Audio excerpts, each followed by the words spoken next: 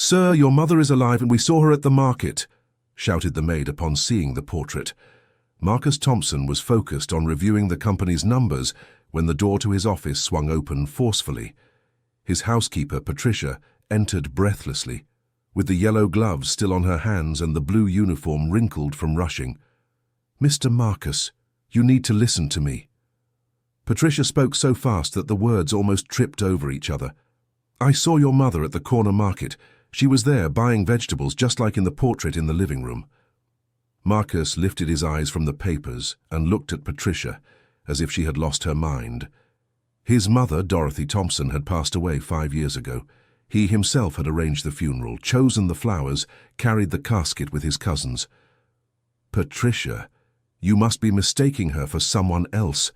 My mother—" He stopped, unable to finish the sentence. "No, sir, I'm sure it was her." Patricia pulled her phone from her pocket with trembling hands. "Look here, I managed to take a picture from afar." Marcus rose from the leather chair that had belonged to the Home Office for decades. When Patricia showed the phone screen, he felt his legs weaken. There in the slightly blurred image was an elderly woman with greying hair, tied in a low bun, exactly as his mother used to wear it. The profile, the posture, even the way she held the shopping bag was identical. "This can't be possible," murmured Marcus, running his hand through his dark hair that was beginning to show some grey strands. "Patricia, are you absolutely certain?" "Yes, sir. I've worked in this house for 15 years taking care of Mrs. Dorothy. I know every gesture of hers, every mannerism. It was her, without a doubt." Marcus took the phone from Patricia's hands and zoomed in on the photo. His heart raced when he saw a small scar on the woman's chin, exactly in the same place where his mother had a mark from a childhood accident. "Where exactly did you see her?" he asked, his voice coming out harsher than intended. "At St. Joseph's Market, the one down the street. She was in the vegetable section talking with Mr. Harold, the owner. They seemed to know each other well."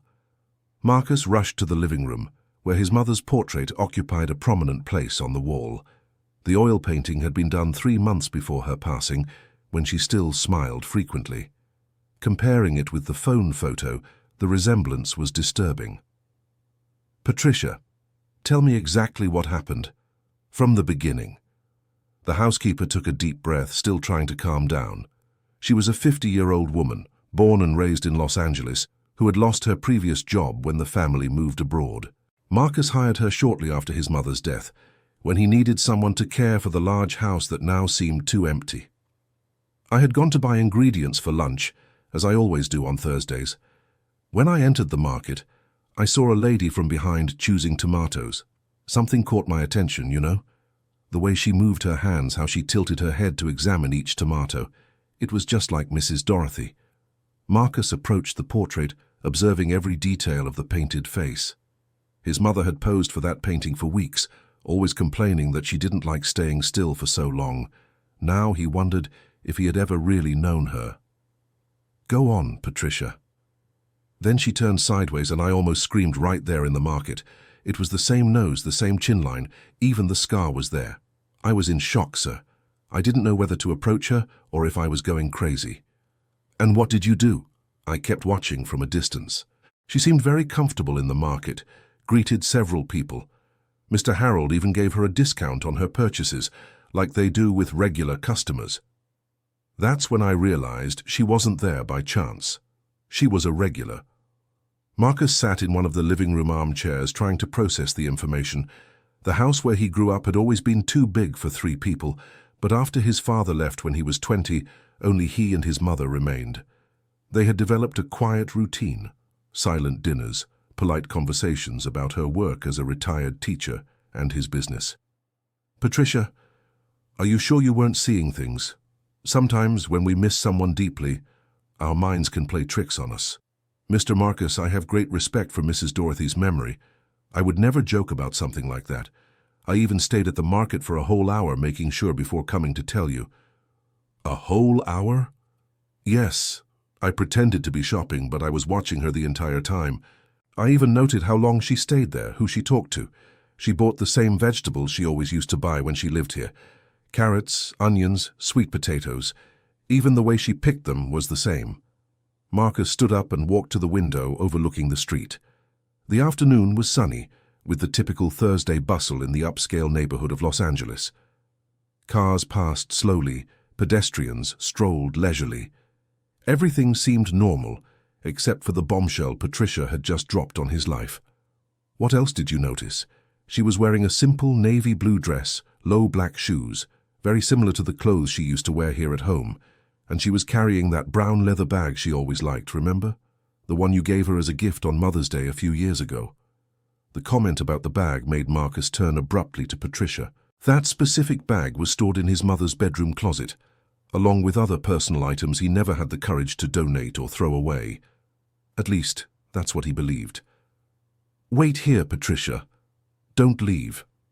Marcus took the marble staircase steps 2 at a time.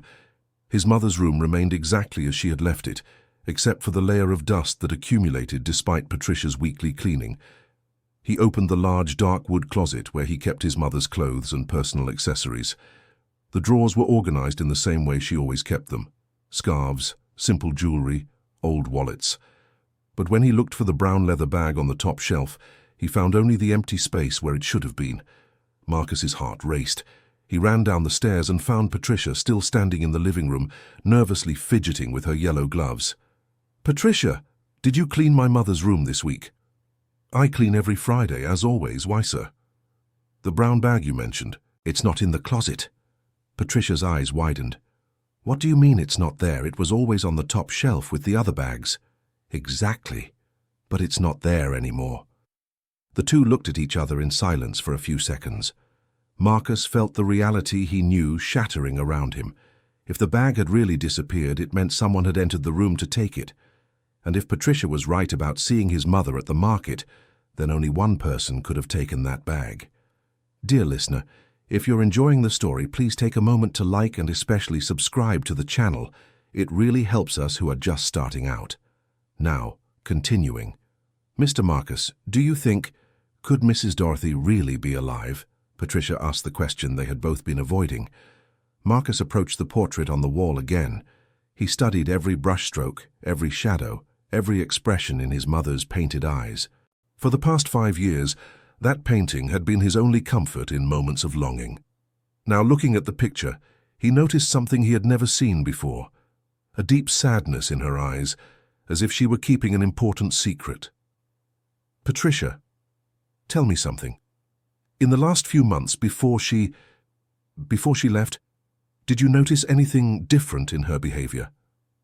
Patricia bit her lower lip, a habit she had when she was nervous. "Well, now that you ask, yes. She was very quiet, more than usual, and she received some letters that she hid from you." "What letters?"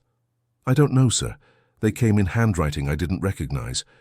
She always took them from the mailbox before you got home from work, and sometimes I heard her making quiet phone calls in the bedroom, as if she didn't want to be heard." Marcus never knew about these letters or mysterious calls. In the last years of his mother's life, he was completely absorbed in expanding the family business. The construction company he inherited from his father was going through a period of rapid growth, and he worked from morning until late every day. "Why did you never tell me this, Patricia?" "I didn't think it was important, sir.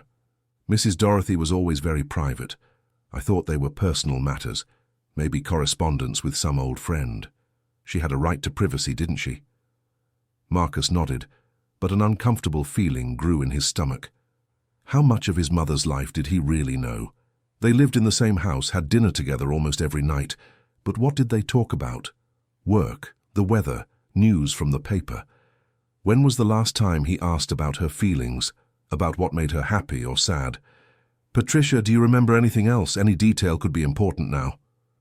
The maid thought for a few moments, furrowing her brow. "There's one thing that always puzzled me. In the week before she left, I found her several times looking at the backyard garden, near the rose bush that her father planted. She stood there for a long time, as if she were saying goodbye." "Saying goodbye?" That's the feeling I had. And she also started organizing some old papers, sorting through old photographs. She said she wanted to leave everything in order, so it wouldn't be a hassle later. Marcus felt a chill run down his spine. At the time, he interpreted these behaviors as signs that his mother was aging and naturally concerned about organizing her belongings. Now, with the new perspective Patricia brought, those same behaviors took on a completely different meaning. "Let's go to the market," Marcus said decisively. "I need to see this with my own eyes." "Now, sir?" "Right now. If she really is alive and frequents that market, maybe she's still there." The two left the house and walked through the neighborhood streets. It was a route Marcus rarely took on foot. He was always in his car when he left home. Walking along the familiar sidewalks gave him a different perspective on the place he had always lived. He noticed details that had gone unnoticed: the bakery, where his mother bought French bread every morning, the pharmacy where she picked up her high blood pressure medication, the bus stop where she waited for transportation on the rare occasions she went out alone. St. Joseph's Market was on a busy corner, in an old building with a faded green facade. Marcus knew the establishment by sight, but had never entered. It was the kind of place his mother frequented because she liked to personally select ingredients and maintain relationships with local merchants. "That's Mr. Harold." Patricia pointed to a man about 60 years old organizing products at the entrance. "He's the one who spoke with her today." Marcus approached the merchant, who greeted him with a friendly smile. Harold had graying hair, wore a stained apron, and had the welcoming manner typical of someone who has worked for decades serving the same customers. "Good afternoon, Mr. Harold. My name is Marcus Thompson. I'd like to ask you something." "Of course, young man. How can I help you?" "Today, an elderly lady was here buying vegetables. Gray hair, brown purse, blue dress. Do you remember her?" Harold smiled and nodded. "Oh yes, Mrs. Dorothy. She's been coming here every Thursday for about 4 years or so. A very polite customer, always pays right on time. Why? Is she a relative of yours?" The world seemed to stop around Marcus. Harold had confirmed not only the woman's presence but also knew her name. How could it be a coincidence that another person with the same physical name looked exactly like his mother? You're sure about the name?" "Yes, I am, Mrs. Dorothy Thompson. She always says her full name when I write it down in the credit notebook, even though she always pays in cash. A very organized woman." Patricia held Marcus's arm when she saw he was turning pale. His legs were trembling, and his breathing was uneven. "Mr. Harold, could you describe this lady better?"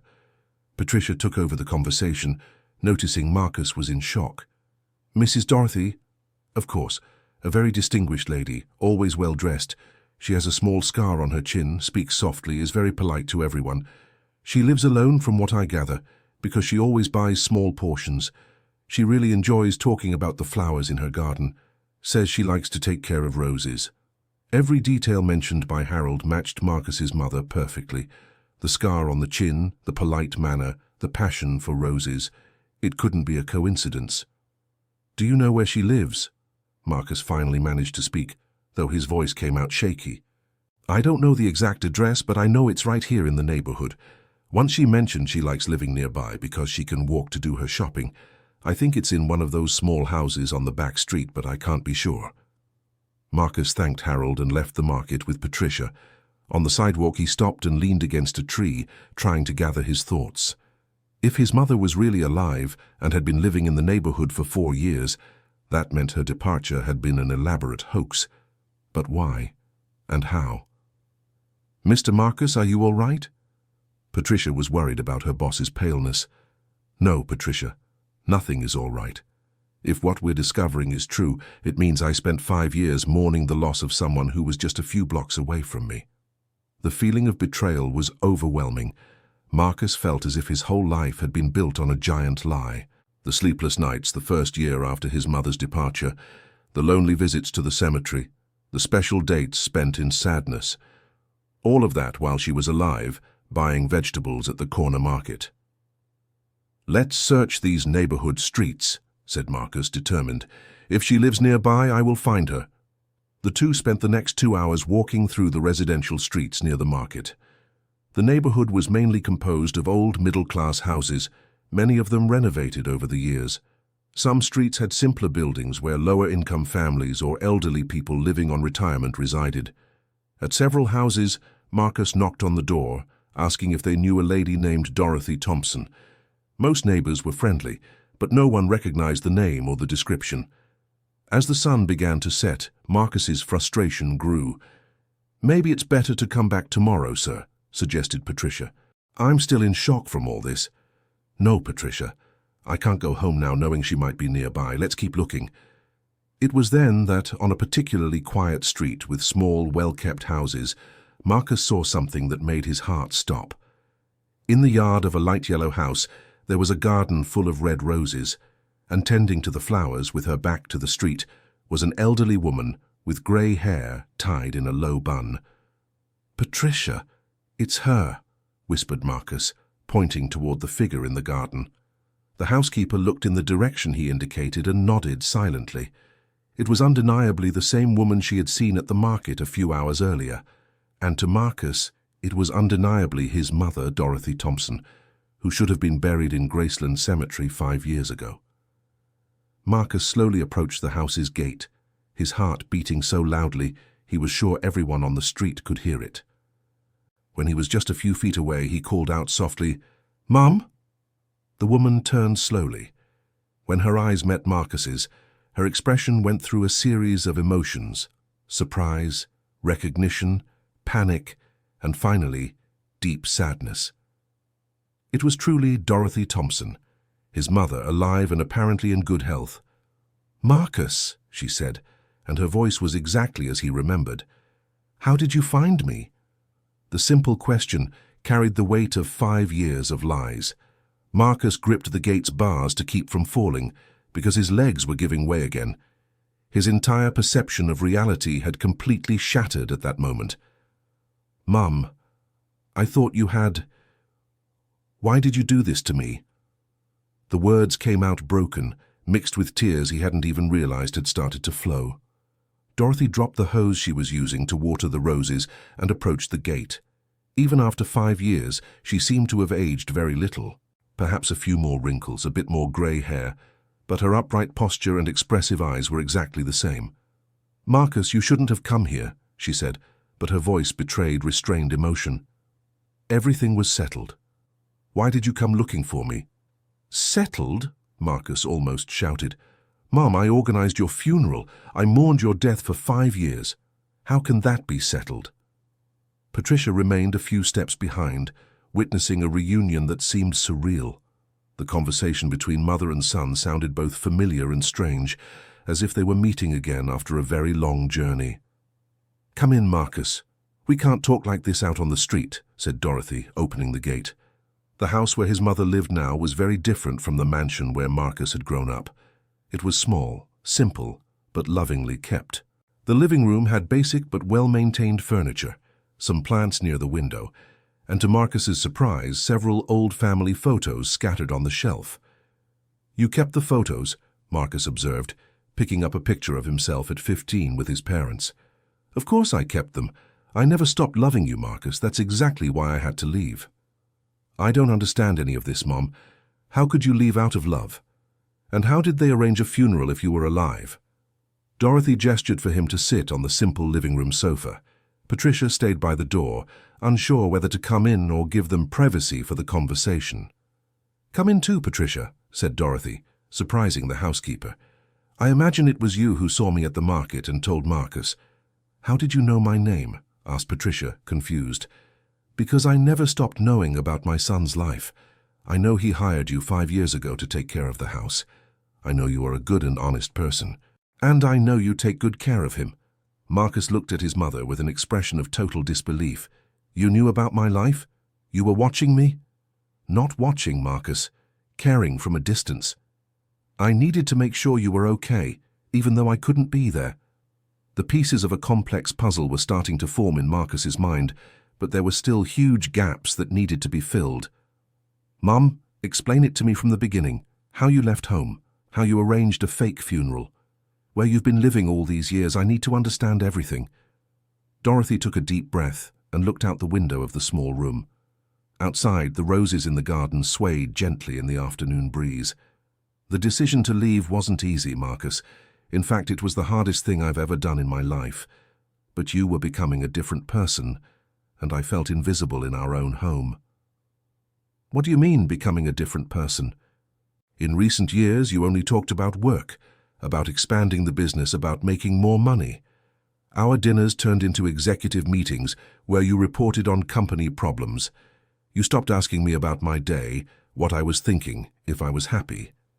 Marcus tried to remember the conversations they'd had in the months before his mother's departure, but he couldn't recall a single moment when he'd asked about her feelings or shown genuine interest in her personal life.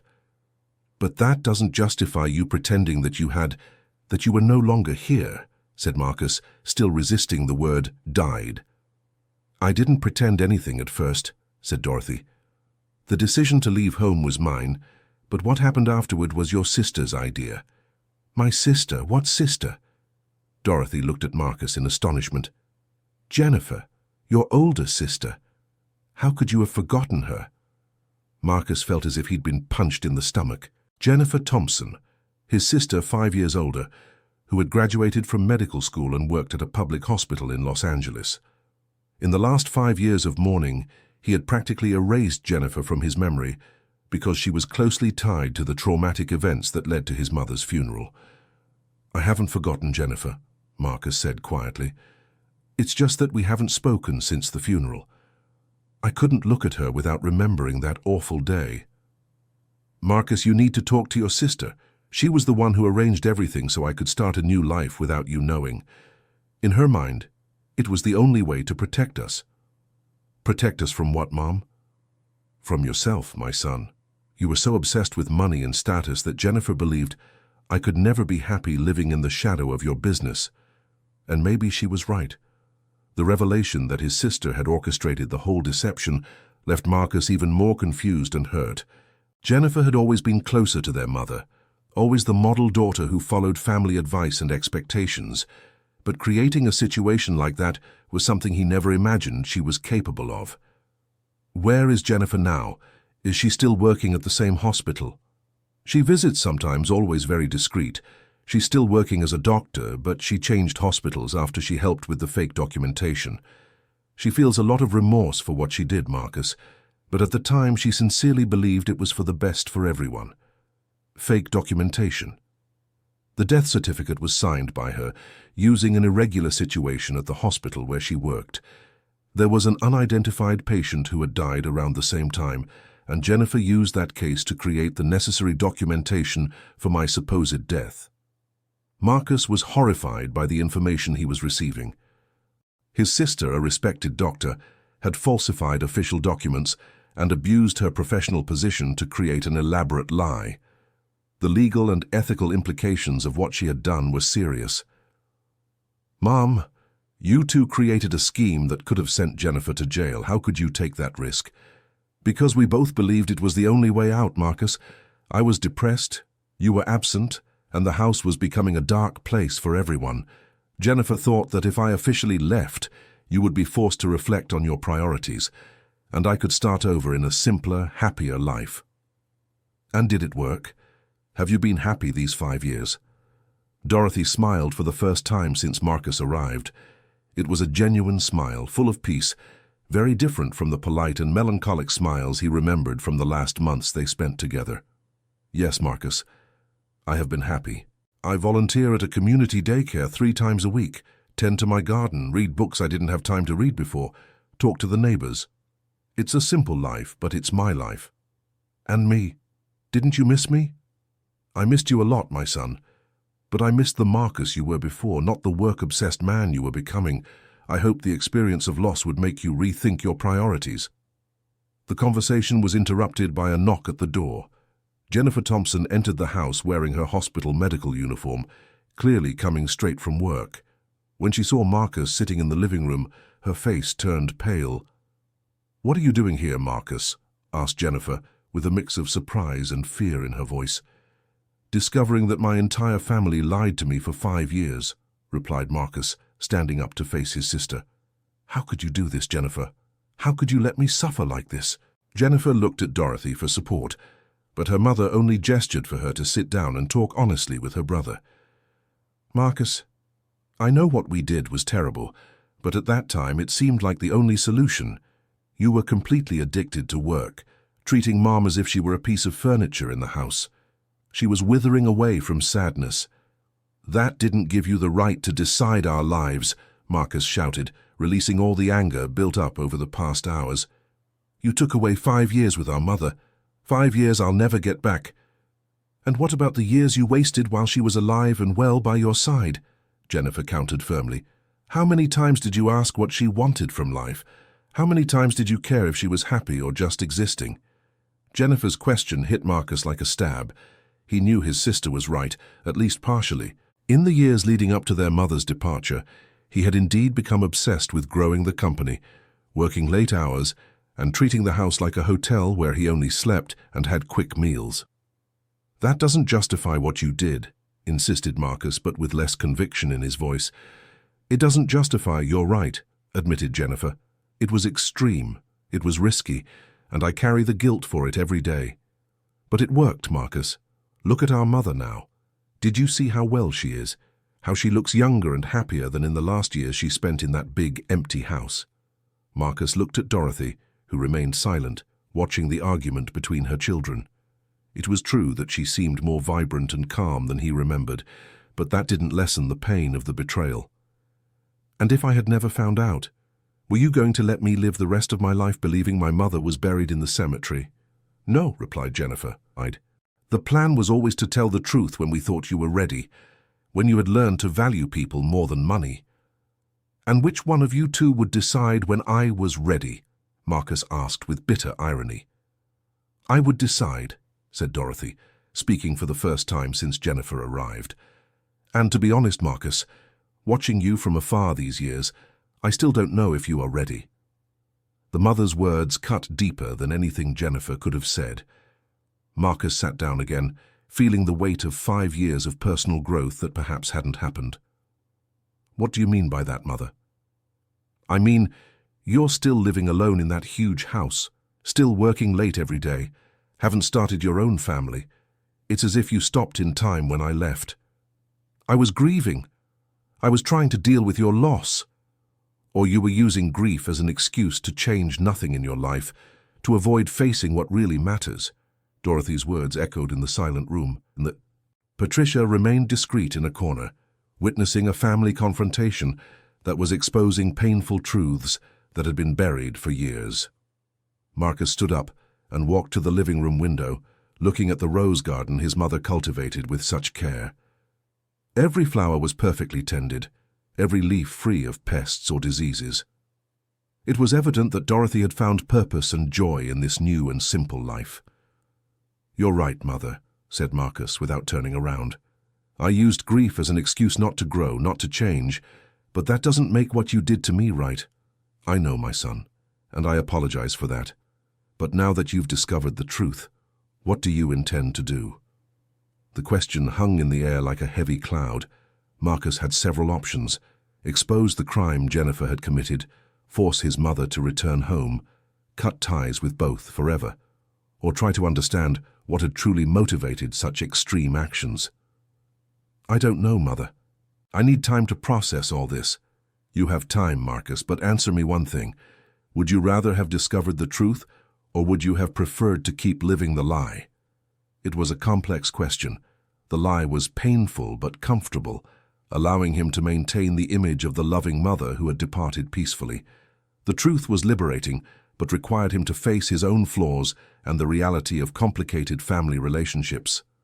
"I prefer the truth," he finally replied, "but I need you both to understand that forgiving will take time." Jennifer approached her brother.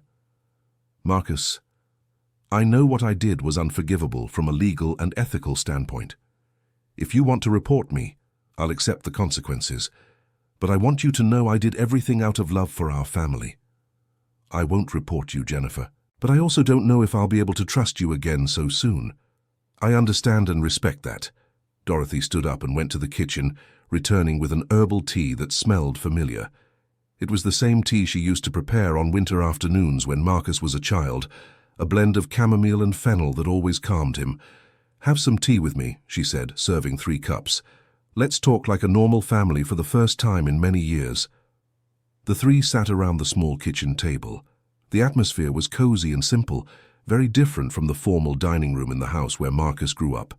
There, sitting in that humble kitchen, he began to understand that perhaps his mother had found something he was still searching for: genuine contentment. "Mother, tell me about your life here. I want to know everything. The friends, the volunteer work, how you found this house." Dorothy smiled, clearly happy to be able to share her new life with her son. "I found the house through an ad in the newspaper.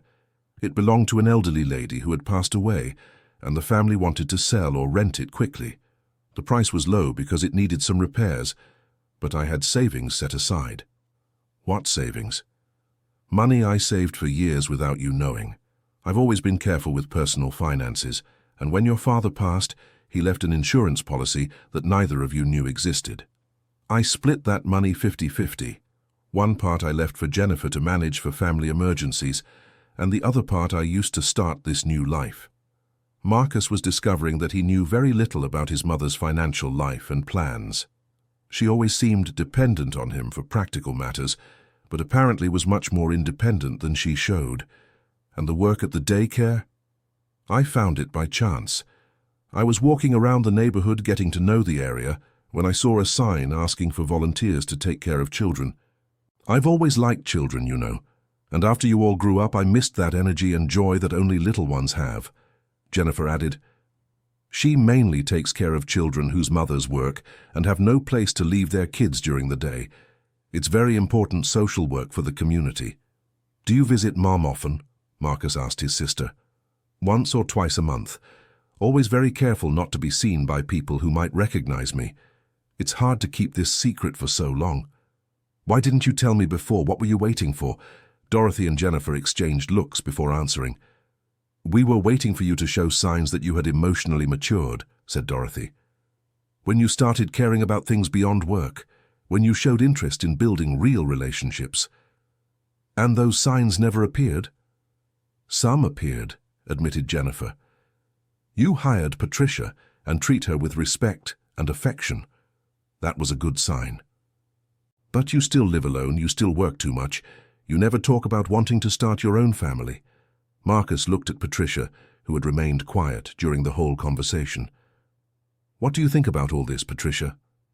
The maid hesitated before answering. "Mr. Marcus, it's not my place to judge the family's decisions, but I can say that you are a good person who deserves to be happy. And maybe now, knowing the truth, you can find that happiness." "Did you know anything about this?" "I didn't know anything, sir, but I always thought it was strange that you never spoke of your sister, never mentioned other family members besides your mother. Such a small family seemed unlikely." Patricia's observation made Marcus realize how emotionally isolated he had become after his mother's supposed loss.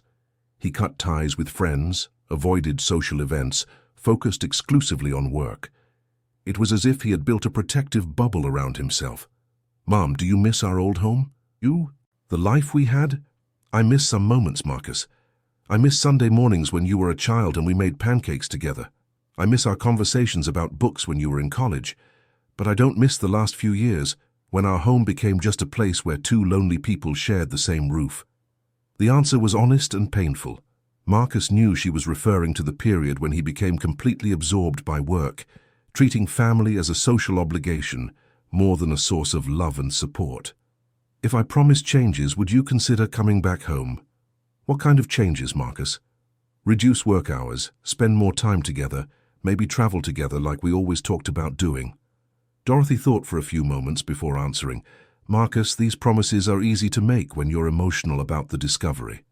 But you've made similar promises before and couldn't keep them." "When?" "Remember the Christmas 3 years before my departure?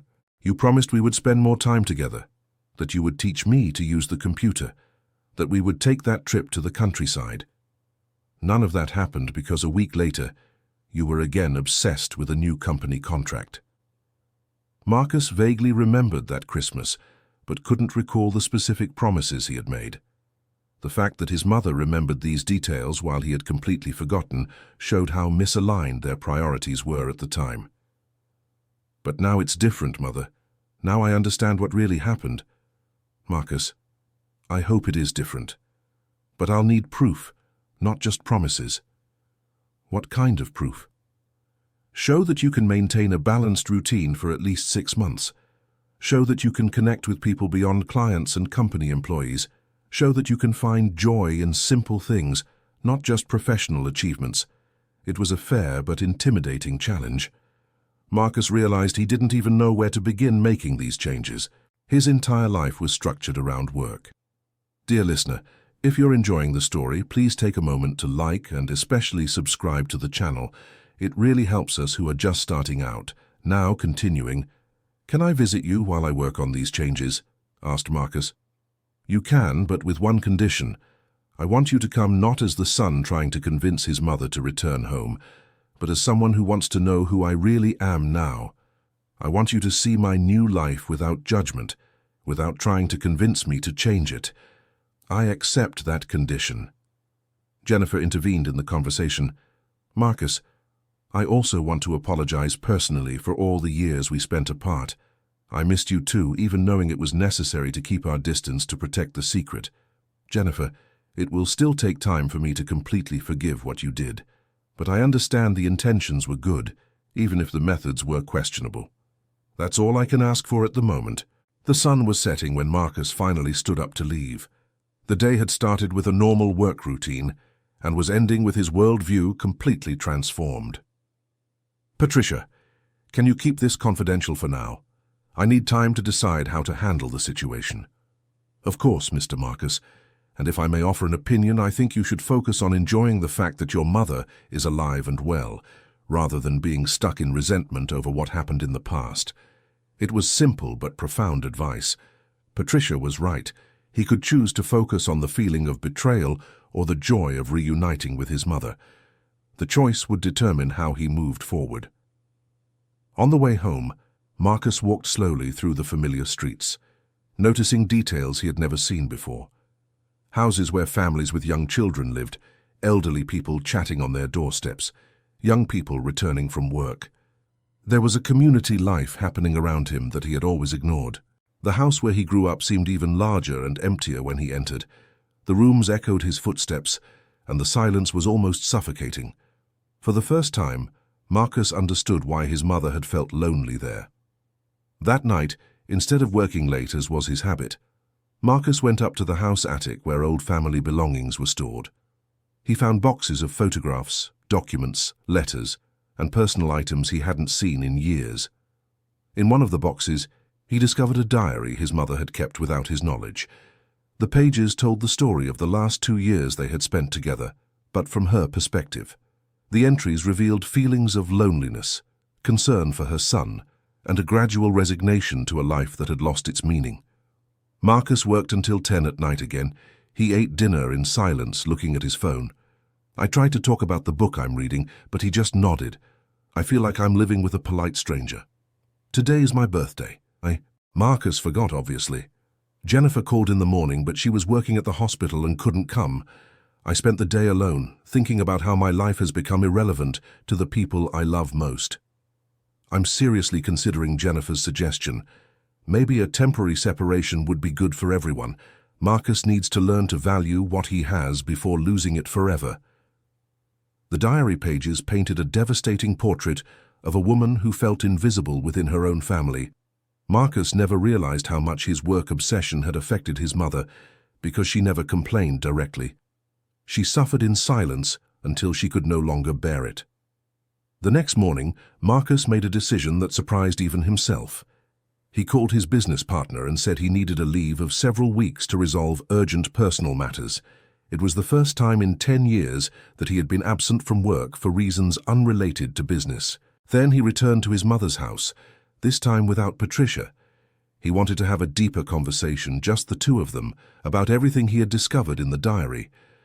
Dorothy was in the garden when he arrived, meticulously pruning the roses. She wore simple gardening clothes and had a straw hat protecting her from the morning sun. "Good morning, Mother." "Good morning, Marcus. I didn't expect you so early." "I brought something to return," he said, showing the diary. "I found it yesterday in the attic." Dorothy blushed slightly upon seeing the diary. "Did you read it?" "Yes, I did, and I want to apologize for being such an absent son in your final years at home." "Marcus." "No, Mother. Let me finish. Reading your entries, I realized how much you suffered alone. I realized I was so concerned with being a successful businessman that I forgot to be a present son. And that must have hurt a lot. Dorothy dropped the pruning shears and sat on a small bench in the garden. It did hurt, yes, but I failed too, Marcus.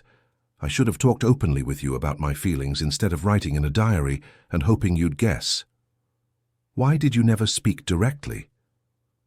Because I was afraid of seeming like a possessive or needy mother. You were building your career, achieving important things. I didn't want to hinder your progress with my emotional needs. But your needs were important too, Mother. They were as important as my business. The two remained silent for a few moments, watching the bees visiting the garden roses. It was a peaceful silence, very different from the uncomfortable silences that had marked the last months they spent together. Marcus, yesterday you asked if I would return home. Today I want to ask you a question. Would you like to get to know my life here before asking me to abandon it? What do you mean? Spend a few days with me, see how I live, meet the people I spend time with, understand why I'm happy here. If after that you still want me to come back, we can talk about possibilities. It was an intriguing proposal. Marcus had never considered the idea of experiencing a simpler life, but his mother's suggestion sparked his curiosity. Where would I stay? There's a small room at the back of the house that I use as an office. We can put a mattress there for a few days. And my work? That's exactly what I'm talking about, Marcus. You just reconnected with me after 5 years, and your first concern is work. You can't get to know a new life without temporarily disconnecting from the old one. She was right again. Marcus realized he was falling into the same behavioral patterns that had led to the original family problems. All right, Mother, I'll stay with you for a few days, but I'll need to sort out some things at the company first. How many days do you need to sort out these things? About 3 or 4 days. Marcus, do you see? You just agreed to spend a few days with me and you're already putting it off because of work. That's exactly what always used to happen. The comment felt like a slap in the face. Marcus was repeating the behavior that had destroyed their family relationship before, even though he had just become aware of the problem. You're right. I'll stay starting today. Work can wait. Are you sure? I don't want you to feel pressured. I'm sure. In fact, I've already given myself a leave. My secretary can handle any emergencies, and my partner can make the important decisions. Dorothy smiled and stood up to show Marcus the room where he would stay. It was a small but cozy space, with a simple desk, a bookshelf full of books, and a window that looked out onto the backyard garden. This is where I read and write, she explained. I've been writing some stories based on the children at the daycare. You're writing? Marcus was surprised. He never knew his mother had an interest in writing. I always wanted to write since I was young, but when you kids were little, I didn't have time. And then when you grew up, I thought it was too late to start. And now I understand it's never too late to discover our talents. Age gives us the freedom to try things without fear of others' judgment.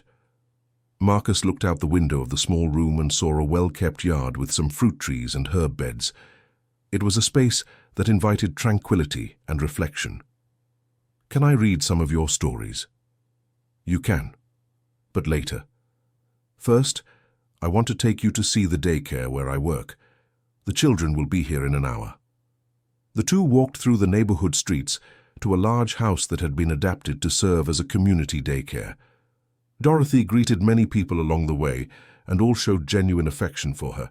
It was clear she had become a beloved and respected person in the community. "Mrs. Dorothy," shouted a child of about 4 years old who ran to hug her legs, "did you bring your son who lives far away?"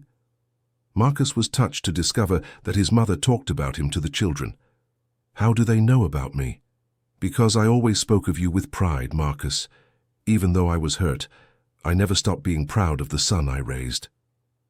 At the daycare, Marcus watched his mother interacting with 12 children aged 3 to 6. She was patient, caring, and creative, inventing educational games and resolving small conflicts with natural wisdom. It was a side of her he remembered from his own childhood, but had forgotten over time. "Aunt Dorothy, is he going to play with us?" asked a boy, pointing at Marcus. "If he wants to," Dorothy replied, looking questioningly at her son. Marcus joined the children in a circle game. At first he felt awkward and self-conscious, but gradually relaxed and began to genuinely have fun. It had been years since he felt that lightness and spontaneity. "Your son is cool, Aunt Dorothy," commented a girl. "Can he come always?" "That depends on him," Dorothy answered, smiling at Marcus. After 2 hours at the daycare, the two returned to his mother's house. Marcus was mentally exhausted in a positive way, as if he had used muscles he had forgotten he had. "How do you find the energy to take care of so many children?" he asked. "Because they give me more energy than they take. When I'm with them, I forget any problems or worries. It's pure joy." "And before, when you lived with me, did you feel that joy?" Dorothy thought carefully before answering. "Sometimes yes, when you showed affection or when we had moments of real conversation. But most of the time I felt like an employee taking care of a house instead of a mother living with her son." "Like an employee?" "You treated me with politeness and respect, but without emotional closeness. It was as if I were an important person in your life, but not essential to your happiness." The comparison made Marcus reflect on how he had actually related to his mother in recent years. He always believed he was being a good son because he provided everything she needed materially and never treated her poorly, but he never considered that she might need genuine emotional connection. "Mother, can you teach me how it's possible to be happy with less?" "Less what, Marcus?" "Less money, less status, fewer professional achievements. How did you find satisfaction in such a simple life?" "First, I traded external accomplishments for personal ones. Instead of accumulating material goods, I started accumulating meaningful experiences. Instead of impressing other people, I began genuinely connecting with them." "And was it difficult to make that transition?" "At first it was. I was used to the material comfort of our house, the financial security, the social status of being the mother of a successful businessman. But then I realized that none of that made me truly happy." "What makes you happy now?" "Seeing a child learn something new, picking tomatoes from my backyard to make sauce, chatting with neighbors about simple everyday things, reading a good book on a rainy afternoon. They're small pleasures, but they're mine." Marcus tried to remember the last time he had felt genuine pleasure from any activity. In recent years, his satisfactions were always related to professional achievements or material acquisitions, never to simple daily experiences. "Can I ask you a personal question, Mother?" "Of course." "Do you miss the money? The big house, the trips, the expensive things we could buy?" "Sometimes I miss the comfort, especially in winter when this house gets colder than the previous one. But I learned that too much comfort can be a prison. When you have everything you want, you stop desiring, stop dreaming, stop growing." "How so?" "In the big house I had no challenges. You solved all the practical problems. Patricia took care of all the cleaning. I had money to buy anything I wanted. It seemed perfect, but it was empty. Here, each day brings small challenges that make me feel alive and useful." "What kind of challenges?" "Taking care of the garden, saving up to buy something special, solving small household problems, helping a neighbor who's going through difficulties. They're challenges I can solve with my own resources, not with money." The conversation was interrupted by the arrival of Mrs. Eleanor, an elderly neighbor who brought a tray of homemade sweets. She was a friendly lady of about 70 who lived alone in the house next door. "Good afternoon, Dorothy. I brought brigadeiros for you," she said, and then looked curiously at Marcus. This must be the famous son who works so much. Marcus felt slightly embarrassed to realize that his absence from his mother's life was known by the neighbors. "Pleasure to meet you, Mrs. Eleanor. I'm Marcus." "Pleasure, young man. Your mother talks about you a lot, always with great pride, but also with longing." "Mrs. Eleanor lost her husband 2 years ago," Dorothy explained. "Since then, we've been supporting each other.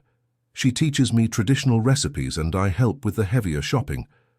And we talk a lot," Eleanor added. "Two lonely old women who became friends. Dorothy has helped me a lot to overcome the sadness of loss." Marcus observed the natural and affectionate interaction between the two women. It was evident that his mother had built a solid emotional support network in her new life, something that didn't exist when she lived isolated in the big house. "Marcus is going to stay with me for a few days," Dorothy told her neighbor.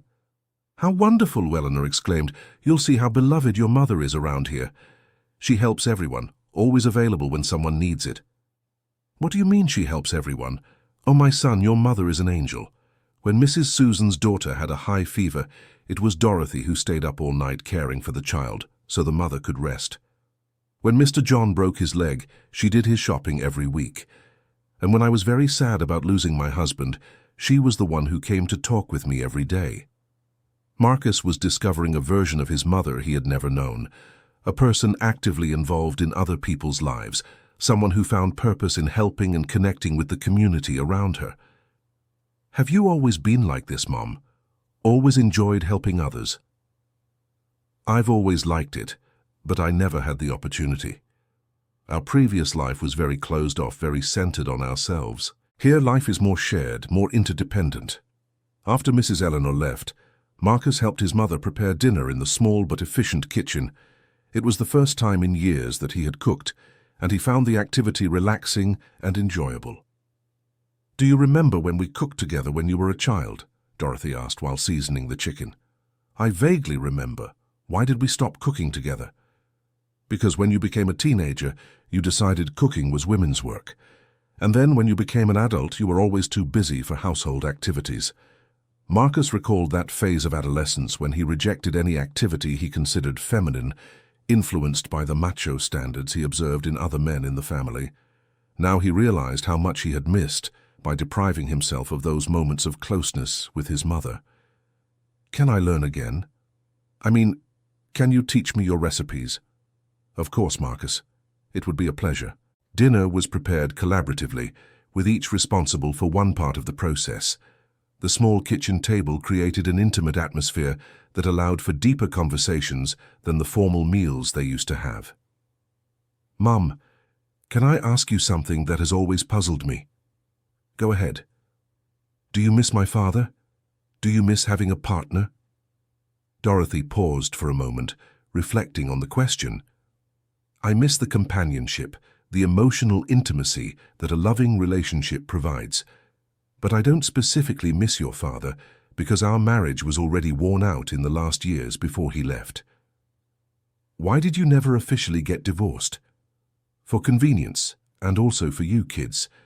We thought it was better to keep up the appearance of a united family, even if the real union no longer existed." "And now? Would you consider being in a relationship again?" "I would, yes. But it would be a very different relationship from the one I had with your father. It would be based on companionship and mutual support, not passion or financial dependence. Is there someone you have in mind?" Dorothy smiled shyly. "There's Mr. Walter, who comes to the daycare to pick up his little grandson. He's a widower, retired, very kind. We talk a lot, and he has shown interest in getting to know me better." Marcus felt a mix of curiosity and jealousy upon learning that his mother was considering a relationship. It was strange to imagine her with another man, but it was also comforting to know she could find companionship in her new life. "And how do you feel about him?" "Affection, respect, compatibility. It's not passion like I felt for your father when we were young, but it's something comfortable and genuine. At our age, that kind of connection is more valuable than emotional intensity." "Would you like me to meet him?" "I would very much, Marcus, but only when you're ready to accept that I have the right to rebuild my love life. I don't want pressure or judgment. I'm ready, Mum. I want you to be happy in all aspects of life. Then tomorrow you can meet him." He always stops by the daycare in the late afternoon. That night, Marcus slept in the small back room. The mattress was simple, and the bed smaller than what he was used to, but sleep came easily. For the first time in years, he didn't spend hours thinking about company problems or planning business strategies. He woke up to the sound of birds and the smell of fresh coffee coming from the kitchen. Dorothy was already awake, preparing breakfast and organizing things for another day of volunteer work at the daycare. "Good morning, Marcus. How did you sleep?" "Better than I expected. It had been a long time since I slept so deeply." It's the effect of a simple life. When we don't have many material worries, the body and mind relax more easily. During breakfast, Marcus carefully observed his mother's morning habits. She read a few minutes from a book, quickly watered the plants on the porch, checked if there were any messages from neighbors under the door. It was a calm and organized routine, without the rush that marked his previous mornings. Did you establish these habits after moving here? Yes. At first, when I arrived here, I felt lost for not having a structured routine, so I created a new routine, more flexible and more enjoyable than the old one. What was your routine like when you lived with me? I woke up thinking about your needs, what to prepare for breakfast, if your clothes were ready, if you had any important commitments. My day revolved completely around being useful to you. And now? I wake up thinking about my needs and my plans. Of course, I think about you and the other people I love, but not in an anxious or dependent way. It was a subtle but important difference. The mother had evolved from a posture of serving others to one of consciously choosing how to contribute to the world around her. At the daycare, on that second day, Marcus got more involved with the activities. He helped the children with drawings, participated in educational games, and even told an improvised story about business people who learn important lessons about friendship. Your son has a way with children, commented Teacher Martha, the daycare coordinator. They really liked him yesterday, and today they woke up asking if he would come back. That surprises me, admitted Marcus. I never considered myself good with children. It's because you never had the opportunity to discover this side of you, said Dorothy. You were always so focused on the adult world that you forgot how to see the world with childlike curiosity and joy. During the afternoon, when they left the daycare, Dorothy took Marcus to see other important places in her new life. They visited the community library where she borrowed books, the bakery where she bought fresh bread every morning, the square where she sometimes sat to read on weekends. This neighborhood has become your new family, observed Marcus. In a sense, yes. There's a feeling of community here that I never experienced before. People know each other, care about each other, share joys and difficulties. And in our previous home, that didn't exist? Our house was on a street where each family lived isolated. Neighbors were just people who lived nearby. They weren't part of our lives. Here it's different. Neighbors are an extension of the family. In the late afternoon, as promised, Dorothy introduced Marcus to Mr. Walter. He was a man of about 65, graying hair, kind eyes, and a sincere smile. He had been a math teacher before retirement, and now helped his grandson with his studies. Nice to meet you, Marcus. Dorothy talks about you a lot, said Walter, shaking his hand firmly. The pleasure is mine, Mr. Walter. Thank you for taking such good care of my mother. She's the one who takes care of all of us, laughed Walter. Your mother is one of the most generous people I've ever met. The three of them talked for almost an hour outside the daycare. Marcus observed how Walter treated his mother, with genuine respect, affection, and admiration. He wasn't condescending or overly protective. He treated her as an equal, whom he respected and admired. Walter convinced me to go back to school, Dorothy shared. I'm taking a computer class for seniors at the library. Really? Marcus was surprised. You always said you weren't cut out for technology. I said that because it was easier than admitting I was afraid to learn, but Walter showed me it's never too late to develop new skills. And how's the class going? Hard, but rewarding. I've already learned to use email, and I'm starting to understand how the internet works. It's a fascinating world I was missing out on because of my own prejudice.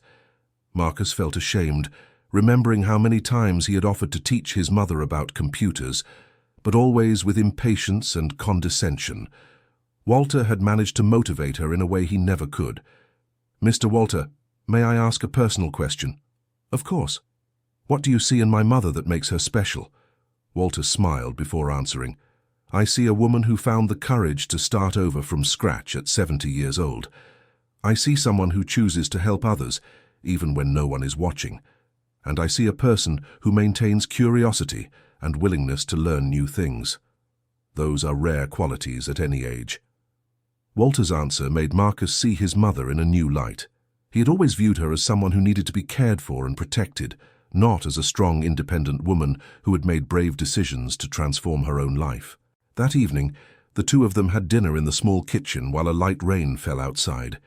The sound of water on the roof created a cozy atmosphere that invited intimate conversation.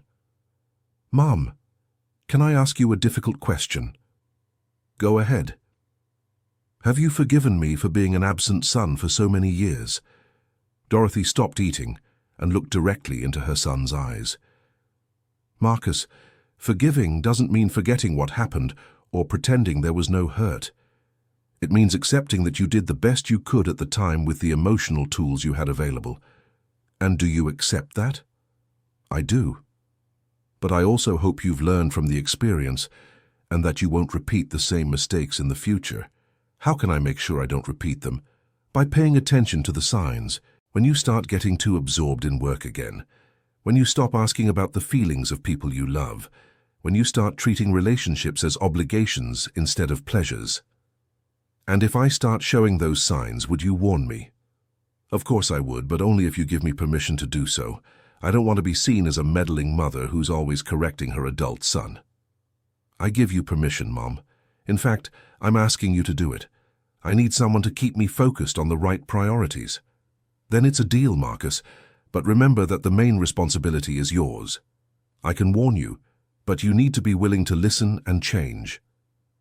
It was a fair and necessary agreement. Marcus realized he needed a kind of emotional supervision to avoid falling back into the destructive patterns that had harmed the family before. On the third day at his mother's house, Marcus woke up with a strange feeling. He didn't feel anxious for the first time in years. He usually woke up already worried about the day's tasks, checked his phone before even getting out of bed, started planning meetings and strategies. But that morning, he felt calm and present. "Good morning, Mum. Can I help you with anything today?"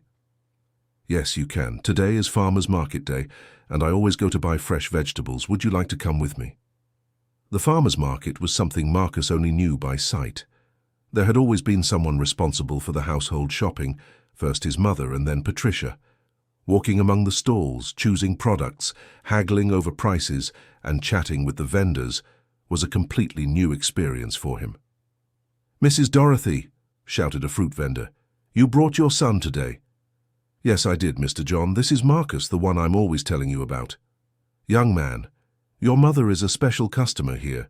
She always picks the best products and never complains about the price. She even gives advice to my daughter, who's studying for her college entrance exams."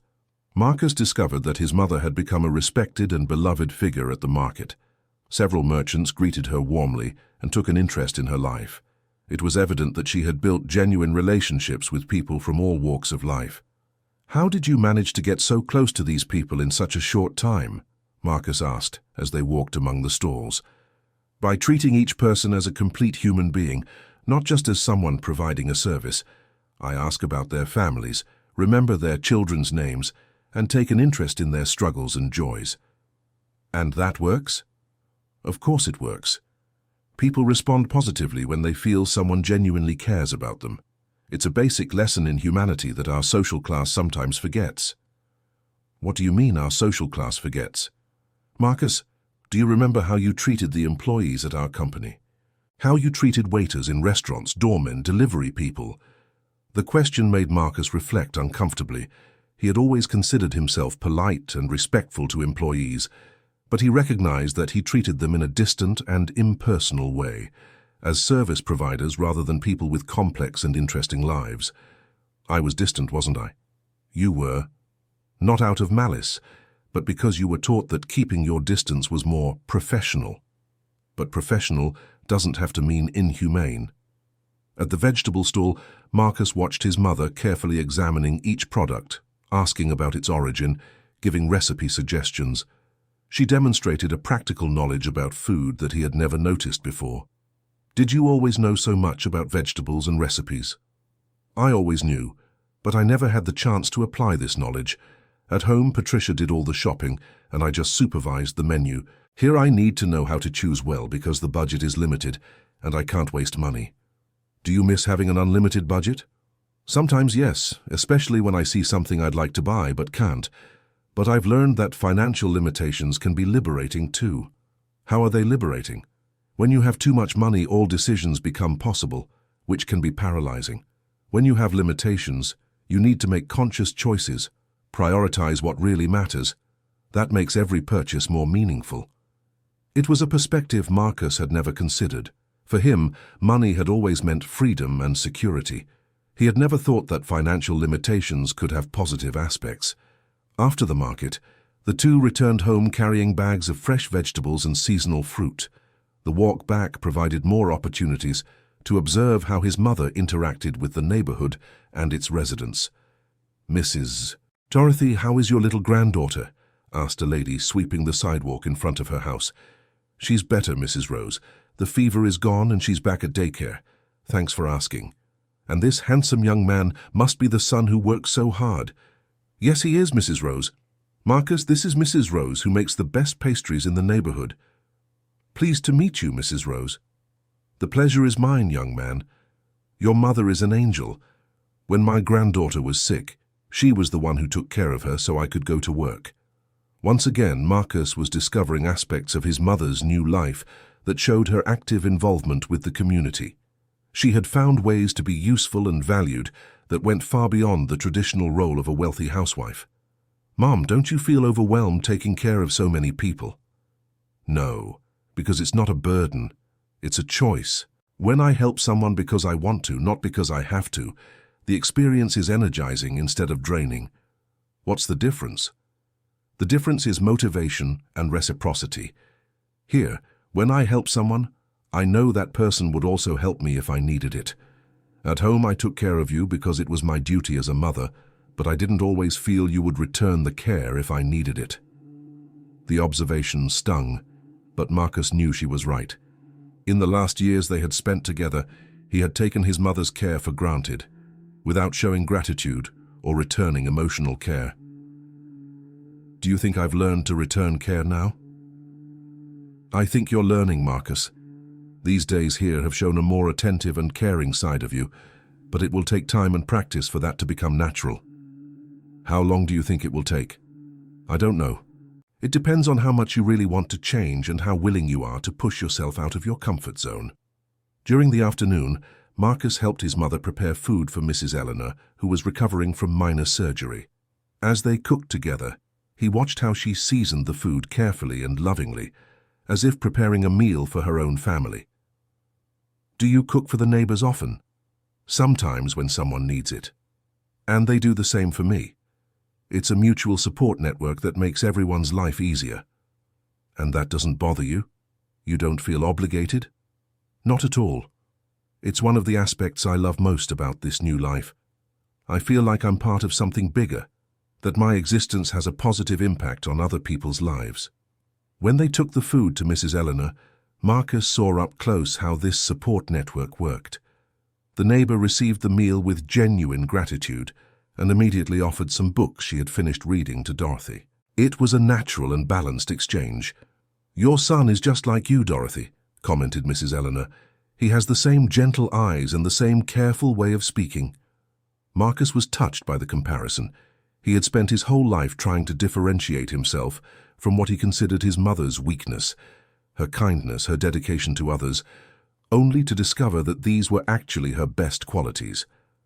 That night, after 3 days of living a completely different routine, Marcus felt ready for a decisive conversation with his mother. "Mom, these days here have made me understand many things about myself and about you. I want to make a proposal." "What kind of proposal?" "I want you to keep living here in this life you've built that clearly makes you happy, but I want to be part of this life too. I don't want you to come back home. I want to learn how to be present in your home." Dorothy was surprised by the proposal. "What do you mean, be present in my home?" "I want to visit regularly, participate in daycare activities when possible, get to know your friends and neighbors better. I want to build a new relationship with you based on the life you've chosen." "And your work?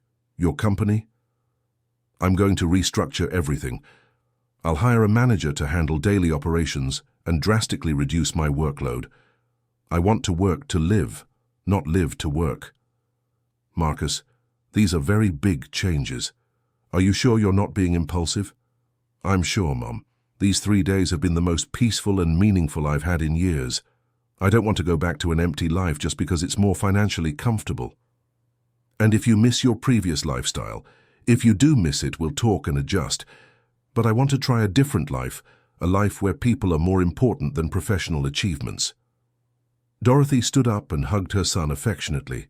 Marcus, I would love to have you more present in my life. But on one condition, you need to find your own version of happiness, not just imitate mine. What do you mean? I mean you need to discover what brings you joy and purpose, not just copy what works for me. Maybe your path is different from mine, but equally valid. Can you help me discover this path? Of course I can. But the journey is yours, Marcus. I can accompany and support you, but I can't live for you. It was exactly the kind of maternal wisdom Marcus had missed during the years of superficial relationships. His mother was offering support without trying to control or direct his life.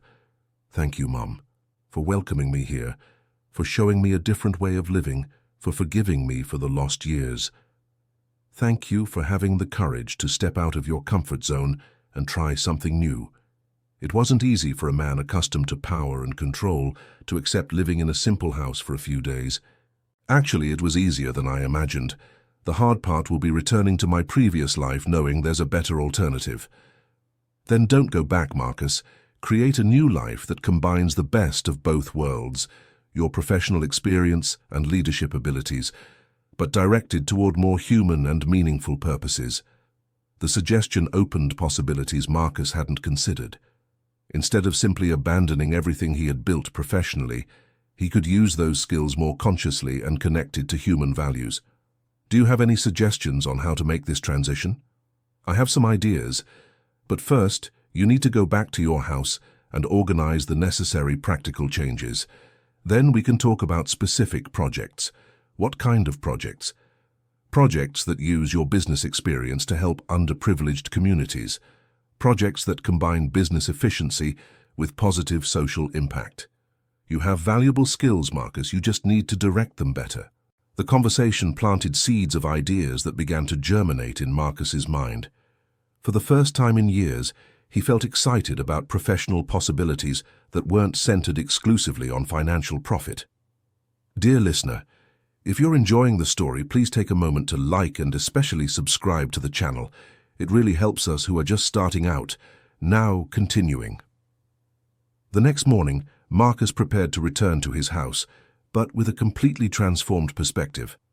The 3 days in his mother's simple life had worked like a kind of emotional detox that allowed him to see possibilities that were previously invisible. When are you coming back here, Mom? I can come back next weekend if you'd like, but during the week I need to organize the changes at the company and talk to my partner about the new structure.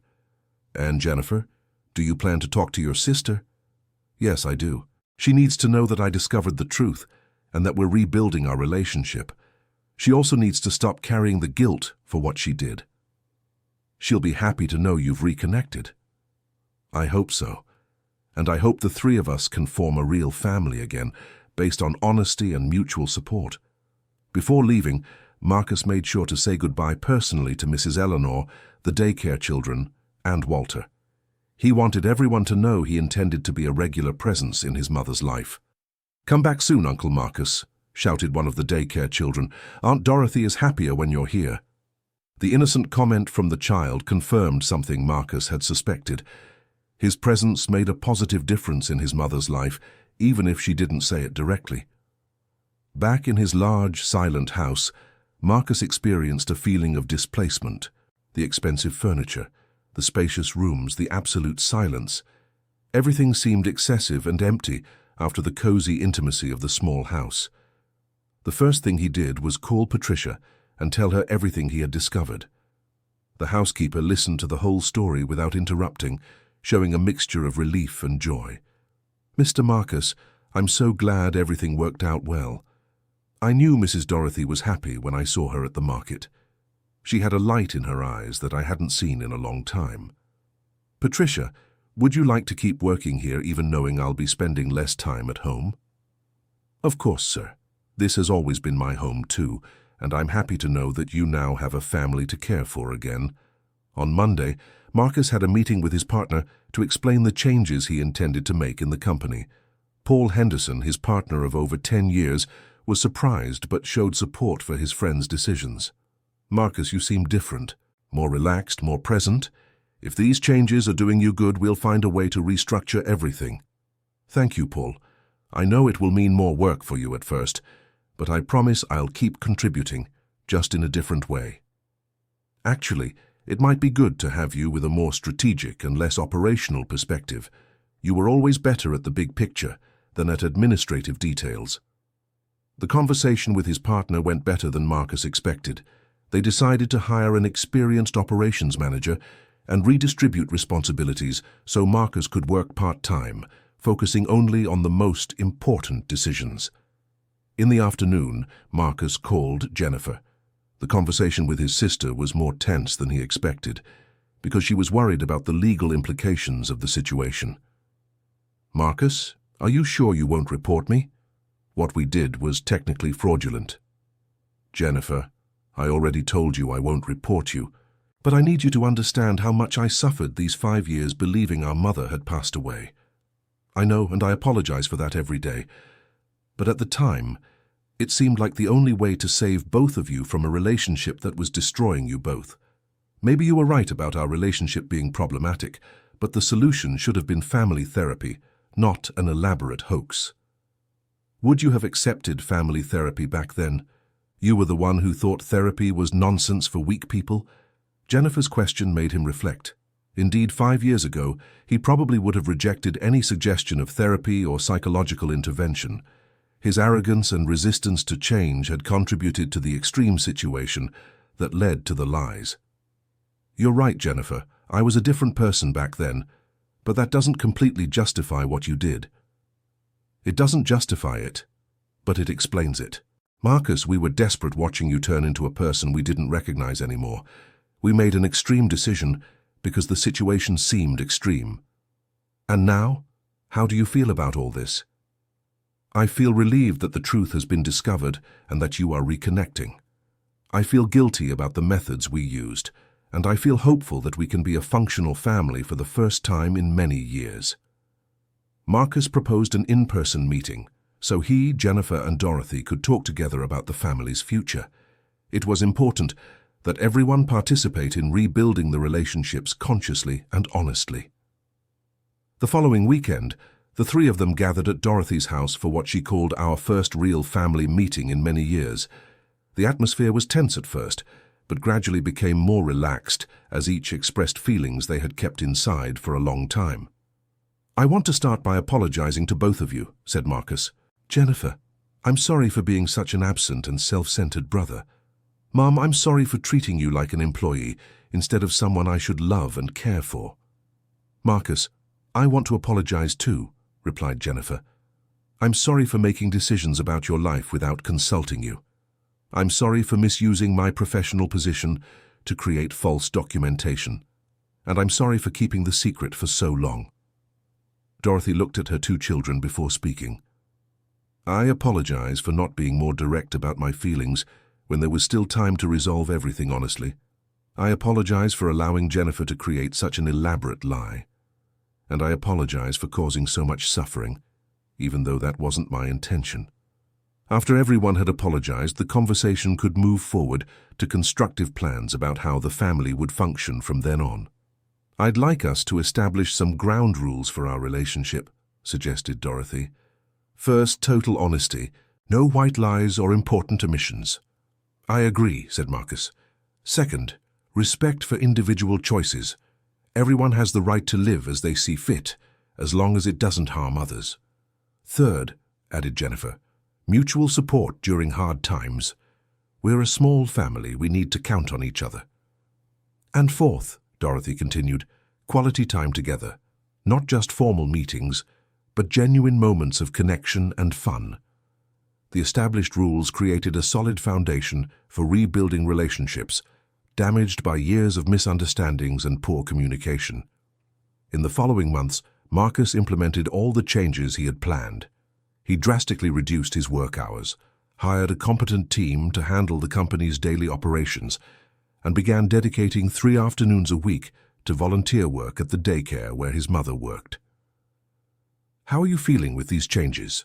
Dorothy asked during one of their weekly visits. "At first it was difficult because I was used to controlling every detail, but now I feel more relaxed and happy than I remember being in years." "And the company? No problems without your constant presence?" "Surprisingly, no. Actually, it's running better. My excessive presence was creating unnecessary bottlenecks. The team works with more autonomy and efficiency now." "And the work at the daycare, how has that been?" "Amazing. The children have taught me more about genuine joy in a few months than I learned in decades focusing only on professional success." Marcus had discovered he had a natural talent for working with children. His experience in business leadership translated surprisingly well to organizing educational activities and resolving small conflicts among the little ones. "I'm thinking about a more ambitious proposal," Marcus told his mother during one of the weekly dinners that had become a tradition. "What kind of proposal?" "I want to use part of the company's profits to expand the daycare's work, hire more teachers, improve the infrastructure, provide nutritious meals for the children." "Marcus, that's wonderful. But have you talked with your partner about using company resources for social projects?" "Yes, I have. Paul was enthusiastic about the idea. He's also looking for ways to give more meaning to the work we do." The proposal evolved into a broader social project that combined Marcus's business experience with the community, needs that Dorothy knew well. They decided to create a foundation that would offer free, high-quality, early childhood education for low-income families. "Would you like to be the educational coordinator of the foundation?" Marcus asked his mother during a planning meeting. "Me? Marcus, I don't have formal training in education. But you have 5 years of practical experience working directly with underprivileged children. You know the real needs of the families in this community. That's more valuable than any diploma." "It would be a dream come true," admitted Dorothy, "but only if you're sure you're not doing this just to please me." "Mom, I'm doing this because I genuinely believe you're the most qualified person for the job, and also because it would be an honor to work together on something meaningful." The foundation took 6 months to be legally and physically structured. During this period, Marcus and Dorothy spent a lot of time together planning every detail of the project. It was the closest they had been since Marcus was a child. "You know what moves me most about this project?" said Dorothy during one of the planning sessions. "What?" "It's the first time we're building something together as equals, not as mother and son, but as partners with complementary skills working toward a common goal." "I feel that too, Mom. It's like we've discovered a new way of relating that didn't exist before." The relationship between them had evolved into something more mature and balanced. Marcus no longer saw his mother as someone who needed to be taken care of, and Dorothy no longer saw her son as someone who needed maternal protection. They were 2 adults who chose to collaborate and support each other. Jennifer also got involved in the foundation project, offering voluntary medical services for the children served. The 3 siblings had finally found a way to channel their individual skills toward a shared purpose. "You know, this foundation is changing much more than the lives of the children served," observed Jennifer during one of the monthly family meetings they had established. "How so?" asked Marcus. "It's changing our entire family. For the first time, we have a common project that brings us together instead of competing or drifting apart." "That's true," agreed Dorothy.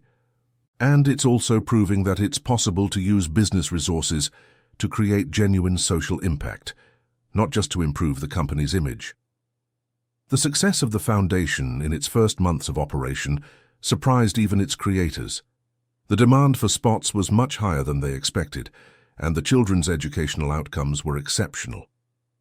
"Why do you think it's working so well?" Marcus asked his mother during a visit to the foundation's facilities. "Because it combines business efficiency with genuine love for the children. People can feel when a project is done just to look good versus when it's done with real purpose." "And what do you think our real purpose is?" "To offer these children the opportunities we had, but in a way that's more humane and connected to the community. We want them to grow up with knowledge and also with values of solidarity and mutual care. The foundation became a model for other companies that wanted to develop genuine social projects. Marcus started receiving invitations to speak about how to combine business success with social responsibility, but he always insisted that the real credit belonged to the team working directly with the children. 2 years after discovering his mother was alive, Marcus reflected on all the transformations he had experienced. He was sitting in the garden of the small house where Dorothy lived, watching her play with some of the foundation's children who had come to visit her on the weekend. "Mom, can I ask you a question?" "Of course, Marcus." "Do you feel you made the right decision when you decided to leave 7 years ago?" Dorothy stopped playing with the children and sat beside her son on the garden bench. "That's a complex question, Marcus. The decision to leave was right for me at the time because it allowed me to discover who I really was beyond the role of mother and homemaker. But the way we did it was wrong because it caused a lot of unnecessary suffering. And if you could go back in time, would you do it differently? I'd probably try to talk more directly with you about my feelings before making such a drastic decision. But I don't know if you would have been ready to listen back then." "I probably wouldn't have been," admitted Marcus. "But maybe the suffering of these years was necessary for me to mature enough to value what really matters." "Perhaps. The important thing is that we got where we needed to be, even if by a winding path." One of the children interrupted the conversation, asking Marcus to push her on the swing he had installed in the garden. While playing with the girl, he thought about how his definition of success had completely changed. 2 years ago, success meant company revenue, asset growth, professional recognition. Now, success meant seeing a child learn to read, having quiet dinners with his mother, working on projects that made a real difference in people's lives. "Uncle Marcus, will you be here when I come back from school tomorrow?" asked the girl on the swing. "No, little one, but I'll be at the foundation on Wednesday. Will you be there?" "Yes. I want to show you the drawing I made of my family." These small commitments with the children had become some of the most important things in Marcus's schedule. He never missed commitments made to them, even when important business opportunities arose. That evening, during the weekly dinner that had become a sacred tradition in the family, Jennifer made an announcement that surprised everyone. "I've decided that I'm also going to reduce my hours at the hospital to dedicate more time to the foundation work." "Really?" asked Marcus. "But you've always been so dedicated to your medical career." "And I still am, but I realized I can use my medical training in a more personal and human way here at the foundation. I want to develop a preventive health program for the families we serve." "Jennifer, that's wonderful," said Dorothy. "But are you sure you won't miss the prestige of working at a big hospital?" "Mum, prestige doesn't give me the satisfaction I feel when I can prevent an illness in a child or when I teach a mother to better care for her family's health. Here I feel like I'm really practicing medicine, not just treating symptoms." Jennifer's decision completed the family's transformation. The three had found ways to use their professional skills for purposes that transcended personal ambitions and connected with other people's well-being. "You know what I find most interesting?" observed Marcus. "We all had important competencies, but we were using them in isolation. Now that we work together, we've multiplied the impact of each individual skill. It's the power of genuine collaboration," agreed Dorothy.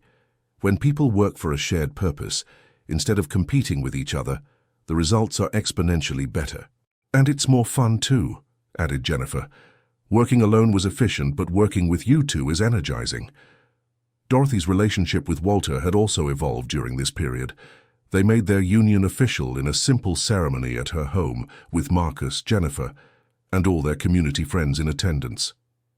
It was a joyful celebration that symbolized Dorothy's right to personal happiness, regardless of age. "How do you feel about having Walter as a stepfather?" Dorothy asked Marcus a few weeks after the wedding. "At first it was strange to imagine you with another man, but Walter makes you happy, treats us well, and brought even more joy to your life. That's what matters. And he doesn't interfere with our relationship. On the contrary, I think he helps. Walter provides you with daily companionship and affection, which means when we're together, there's no pressure for me to be your only source of emotional support. This makes our time together more relaxed and genuine." Marcus's observation showed how emotionally mature he had become. Instead of seeing Walter as competition or a threat, he recognized that his presence improved his mother's quality of life and, consequently, the family dynamics as a whole. 3 years after discovering the truth, the foundation had expanded to serve over 100 children and their families. Marcus, who now worked only 2 days a week at the original company, dedicated the rest of his time to managing the social projects that had grown from the initial initiative. "Do you miss your previous life?" asked Patricia during one of her visits to the foundation. She had accepted the invitation to work as the project administrator, applying her experience in household organization to manage the logistics of activities. "Sometimes I miss the simplicity of having only financial goals," admitted Marcus. "Working with people is more complex and unpredictable than working just with numbers and targets. But is it more rewarding? Infinitely more rewarding. When I closed a big contract at the company, I felt satisfaction for a few hours. When I see a child who has learned to read, or a family that has improved their living conditions, I feel a joy that lasts for weeks." "And your health? How are you feeling physically?" "Better than I've felt in decades. I stopped having insomnia, no longer have constant headaches, my blood pressure has normalized. The chronic stress I thought was normal has completely disappeared." Patricia, who had observed Marcus for 5 years during the most difficult period of his life, could confirm the radical transformation in his physical and emotional well-being. "You look 10 years younger than when I met you," she observed. "It's the effect of living with clear purpose and genuine relationships. I discovered that what I thought were normal signs of aging were actually symptoms of an unbalanced life."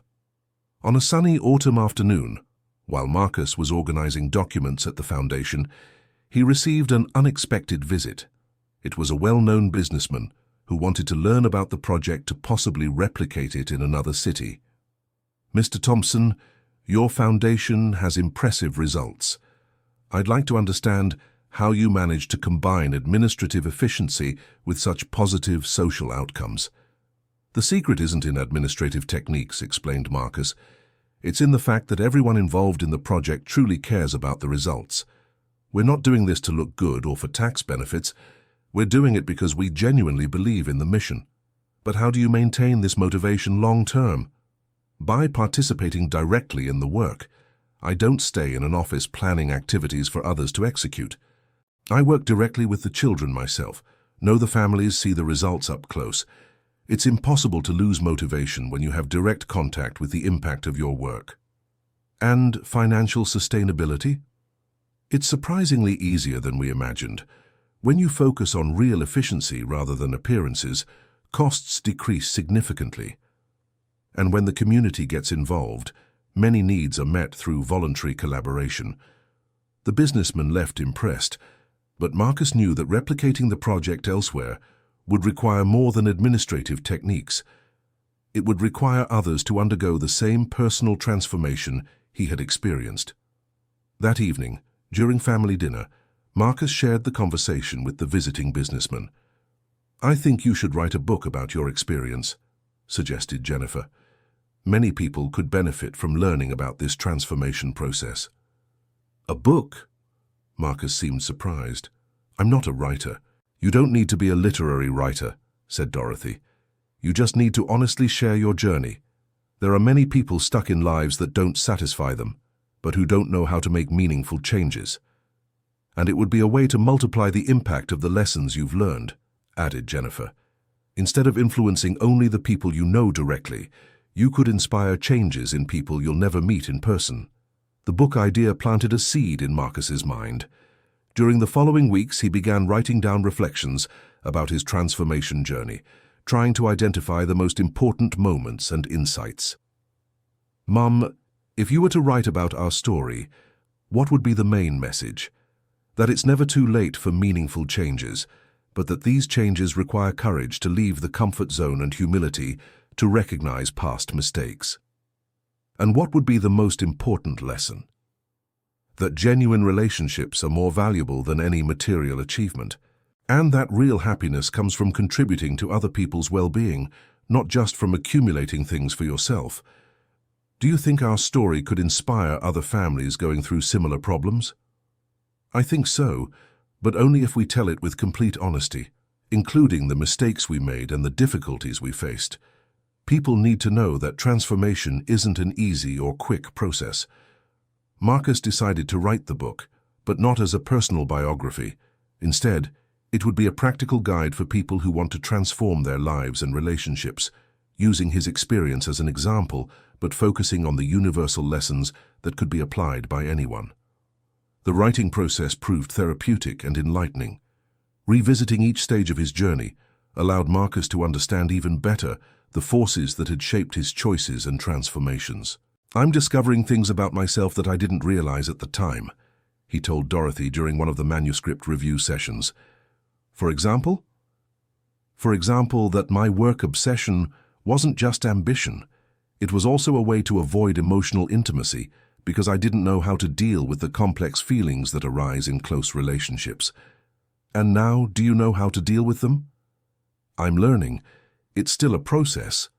But at least now, I recognize when I'm hiding behind work or other distractions. That's tremendous progress, Marcus. Self-awareness is the first step toward any real change.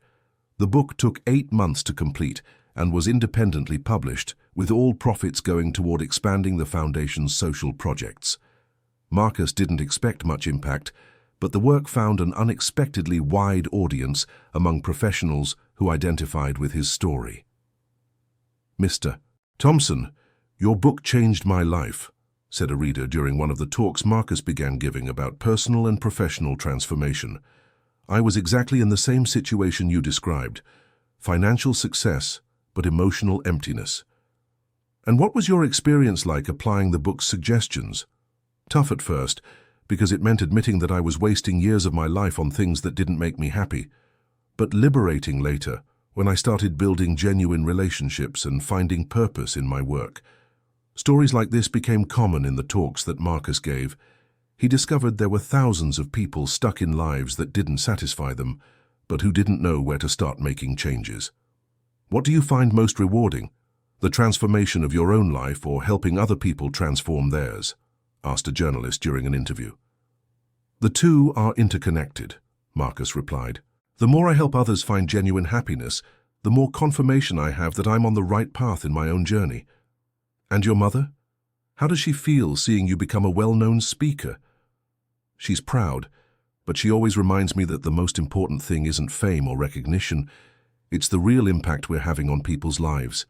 She keeps me centered on what truly matters." 5 years after discovering his mother was alive, Marcus looked back and could barely recognize the person he had been. The transformation had been so profound, it seemed he had become a completely different person. "Do you feel like you're the same person you were before?" asked Walter during one of the family lunches that had become a Sunday tradition. "In some basic ways, yes. I still have the same organizational skills, the same determination when I believe in something, the same tendency to be a perfectionist. But how I use these traits has completely changed." "How so?" "Before, I used my determination only to achieve things for myself. Now I use it to build things that benefit others.